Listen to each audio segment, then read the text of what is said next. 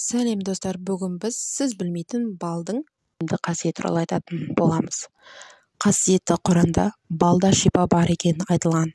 Раббың бал арасында былай деп рахи етті: таулардың, ағаштардың және адамдардың салған күркелердің өзіне ұя жаса. Сосын ол әртүрлі жемістермен қоректеніп, Раббыңның саған жайылуға жеңілдеткен жолымен жүр. Араның қарынынан түрлі түсті бал шығардық. Онда адамдарға шипа бар делінген. Оның қуаты құрамында. Балдың құрамы мен қуаты жөнінде сөз қозғағанға тағы да оның тарихына қатысты мағлұматтарды сырт айналып кете алмаймыз. Бұл өнімнің құнарлығында әйгілі математик ғалым Пифагор өз естеліктерінде менің ұзақ өмір сүргенім балдың құдіреті деп тамсана айтылып кеткен. Табиғи дауа. Білікті дәрігерлердің пікірінше, балды дәрумен ретінде еңбектеген баладан еңкейген қартқа дейін пайдаланған. Себебі бал шипалы тағам. Құрамында адам ағзасына өте қажетті жетіспейтін астам заттар бар. Бал жайлы мағлұмат аз дегенде жандардың өз түрлі түсті аурулардан алдын алады жиі қолданылған. Мәселен, жөтел тигенде сүтке қосып ішу, моншаға түскенде денеге жағу, бет терісін жұмсарту деген секілді қарапайым адамдардың өздері-ақ білетін рецептер ретінде артылады. Ал балдың бүгінгі ресми кезде халықаралық дәрігерлер қолданып жүрген қызметі қандай? Оның өзі қаншама рөл атқарады. Жоғары тыныс алу емдеуге болады. Бал ингаляциясын демалу арқылы балды ағзаға енгізу, қолдану ісі ретінде ерте дамыған. Ингаляциялағанда балдың мұрынның кілеге қабығаты мен кеңірдекке ғана әсер ететін ғана қоймай, өкпенің арқылы қанға түсіп, денсаулыққа нығая түседі. Суық тиюден болған ауруларды емдеуге болады. Суық тигенде балды жылы сүтпен 1 қасық балды 1 стакан сүтке және де лимон сөлімен 100 грамм балға 1 лимонның сөлін ішу арқылы ұсынылады. Бал құрамындағы глюкоза бүйректің қатты қабынуы кезінде бұзылған қан мен тін арасындағы осмотикалық тепе-теңдікті реттейтін болады. Және отадан кейін қолдану, бет және жақ сүйек операцияларынан кейін ерекше диета қолдануға тура келеді. Шайнау болмаған кезде қолданылатын тағамның бір түрі болып табылады. Және кеткендей, ол жөтелге қарсы құрал. Және де гормон деңгейлерін қалыпты келтіру арқылы балды көтеру мүмкіндігін жоғарылатады. Әсіресе ерлерде пайдалы. Және де жатар алдында сүтке қосып ішетін болсаңыз, ұйқысыңыз жақсы болады делінген.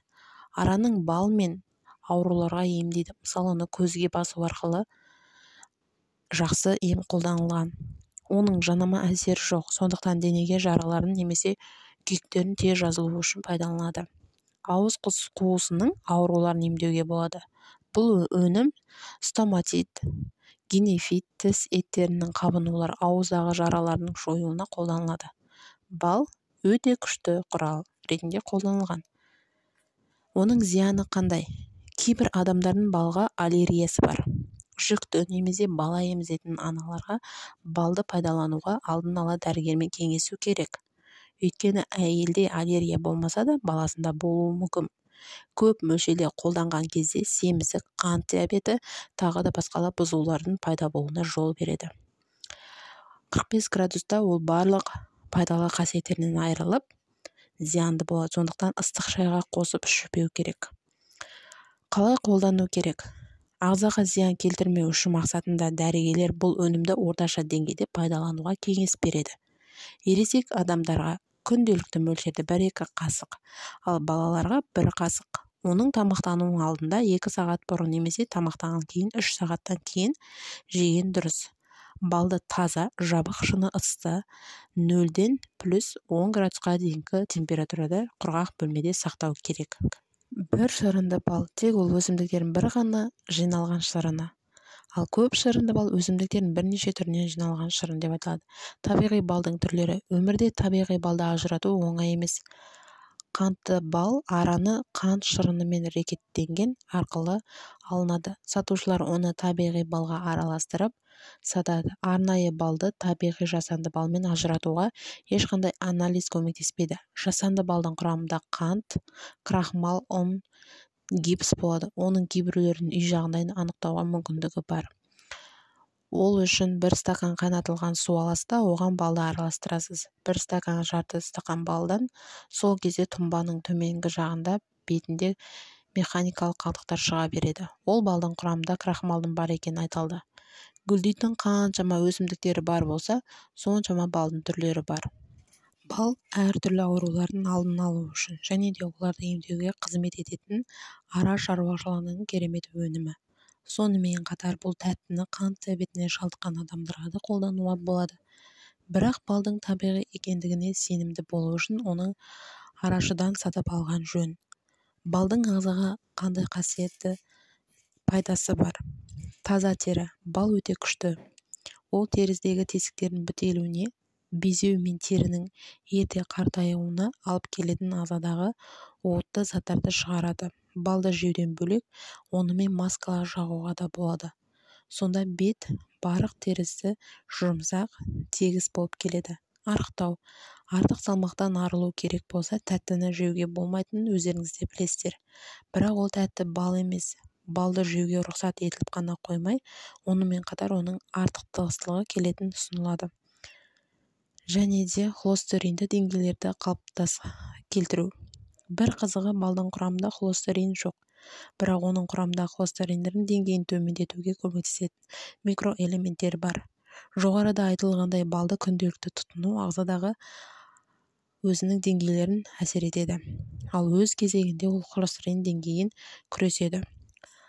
Сау тамырлар. Балды күнделікті қолдану жасы келген адамдардың барлығында пайдалы болатын жүрек қан тамыры ауруларына алдын алады. Және дәрігерлердің зерттеулерінде көрсеткендей, балдың құрамындағы кіретін әртүрлі тарауларының қан ұюының алдын алады. Есте сақтау қабілетін жақсартады. Күнделікті бал тұтынудың адамдардың есте сақтау қабілеті әлдеқайда жақсы дамығанын ғылымы дәлелдеген. Сондай-ақ олардың қартайғанда ұмытшақтыққа шалдығуға ықтимал етеді. Дұрыс ұйқы. Қатты ұйқы келген кезде кепілі болып табылады. Ал бал тез ұйықтауға ықпал ететін гормон өндіруге мүмкіндік жасайды. Сондықтан ұйқы алдында 1 қасық бал жеп жататын болсаңыз, жақсы ұйықтайтын боласыз. Ас қорытуды жақсарту үшін аш қарынға 1 қасық бал жеу ұсынылады. Сондай-ақ қарапайым рәсім асқазан ішек жолдарының ауруларының пайда болуына жол бермейді. Сонымен қатар бал асқазан жолында бактерияларды жояды. Сондай-ақ асқазан шырыны қабықтағы жараларын емдейтін болады. Достар, бүгін біз балдың қасиеті және пайдасы, зияны туралы кішкене мағлұмат беріп кеттім. Егер де сіздердің менің каналым сіздерге қызықты болса, мені қолдап, лайк басып, мені қолдап отырыңыздар. Денсаулықтарыңызды күтейік, достар. Аман болыңыздар, сау болыңыздар. Рахмет.